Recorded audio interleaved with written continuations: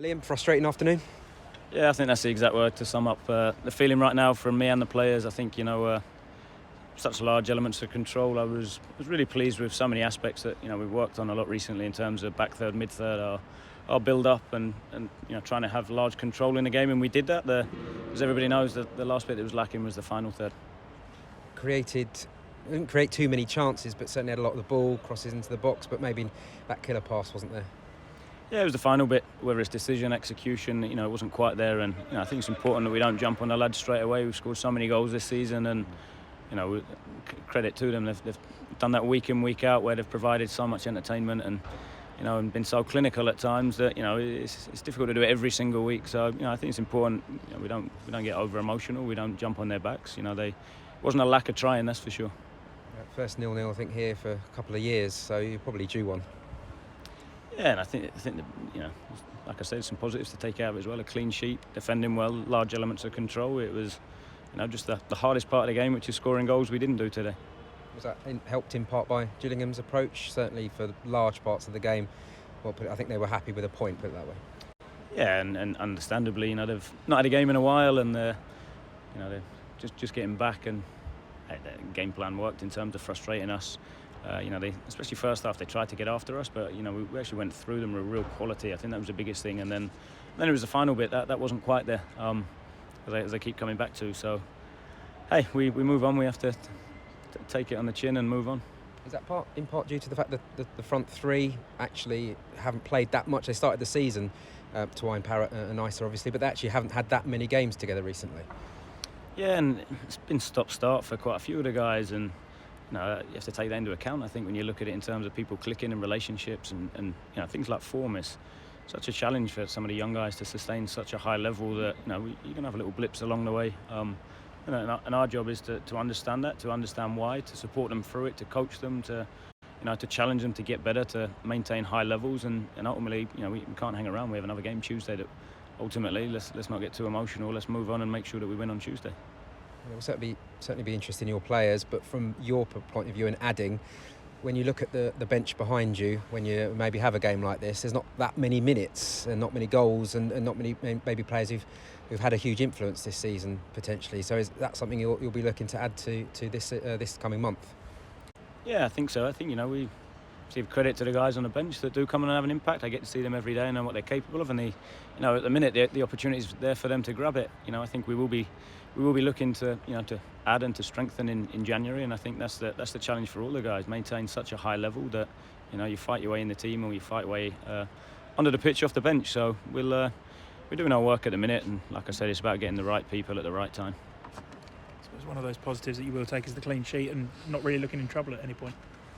No, I think that's it. I think they're one shot on target the whole game, I think, was what I just got told. So, and again, I thought we had some decent chances. I wouldn't say we had any real clear-cut chances, but we had some good chances which, knowing the quality of the guys we've got and having seen them do it numerous times this year, they've scored goals and I'd expect them to take. So I think it's, like I say, so many positive aspects from it that, yeah, I'm frustrated, obviously, not to win and not to score, but I know I'll watch the game back and there'll be a large number of positive things that I'll be pleased with.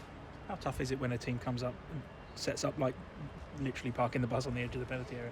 Yes, it's difficult. Do you know what I mean? It's the hardest thing in terms of I think sometimes it's all about conceding space, right? And I think when a team comes out and you see it first half when they actually engage a little bit higher, we go through it really well, and then we look quite dangerous. Again at their back players, and because we did it so well, they sunk deeper and deeper and deeper, and then it's difficult to find the space, in between them and on the back of them. So, we've done it so well, and so many times, I think back to some of the previous games this season, similar Shrewsbury away, Donny away, where we've come away with nothing.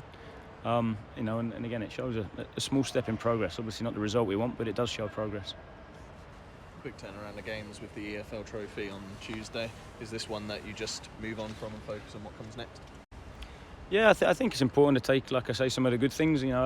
Challenge the guys to take some of the aspects of training, and yeah, it's been a long process because we don't get too many sessions, but started to see some of that coming out. So again, I think it's really important to reinforce some of the positive things that the guys do, and then sit down individually with some of them as well, and some of the things they need to get better at. And that's every single week. Win, lose, draw, play well, play badly. We're really consistent with that, and something I said early in the year that it's about not getting too high or too low. It's about understanding that we have to keep pushing, keep challenging ourselves to perform to win.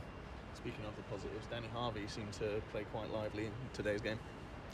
Yeah, Dan did well, to be fair to him. I thought his basics were good. He got forward well. It was a good game from him. I think him, like most of the guys, when you then talk around it, it's about impacting the top third of the pitch. And there was so many of the guys were good back in mid third. It was that final bit, and Dan included in that. But everyone for me gets a 6-7 today. That's the thing. That's why you get something from the game.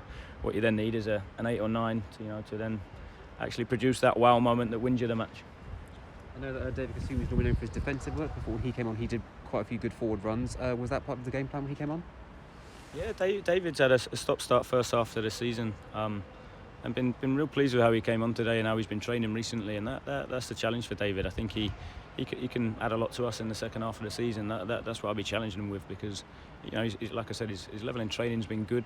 He came on today and again showed a real level of energy and broke forward really well, which when the game started to open up a little bit, I thought his physicality would have a real good impact. And he wasn't far off, obviously, on the edge of the box there from landing on it. So